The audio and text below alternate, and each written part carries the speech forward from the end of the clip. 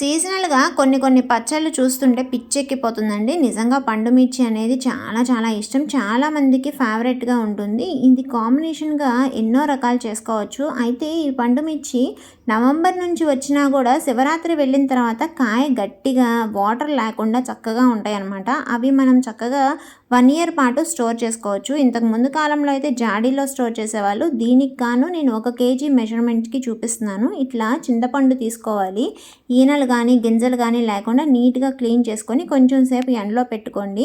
ఉప్పు కూడా అంతేను, ఎండలో పెట్టుకోవాలి. ఉప్పు ఇంకా చింతపండు వచ్చేసి మనకి ఎలా అంటే మెజర్మెంట్ 1 కేజీ పండు మిర్చికి ఒక 200 గ్రాములు చింతపండు, 200 గ్రాములు ఉప్పు. తర్వాత మీకు కావాలనుకుంటే కొద్దిగా యాడ్ చేసుకోవచ్చు సాల్ట్ అనేది. అయితే కచ్చా పిచ్చా గ్రైండ్ చేసుకొని మనం గనక ఈ ఉప్పు చింతపండు దాంట్లో జాడీలోకి కుక్కి పెట్టేస్తే 3వ రోజుకి మనకి చక్కగా దాంట్లోంచి వాటర్ అనేది వస్తుందండి. కొద్దిగా పైన ఉప్పు కళ్ళు కూడా చల్లుకోవచ్చు. ఇక్కడ నేను చూపిస్తున్నట్లు ఇదంతా మళ్ళీ ఒకసారి బరగ్గా మిక్సీ పడుతున్నాను. అయితే జనరల్గా పెద్దవాళ్ళు ఉంటే ఏం చేస్తారంటే పండు మిర్చిని తీసుకొని చక్కగా రోట్లో వేసి దంచుతూ ఉంటారనమాట. అంత ప్రాసెస్ చేయడం మన వల్ల కాదు కదా, అందుకని చెప్పి నేను ఇక్కడ బరగ్గా మిక్సీ వేస్తున్నాను.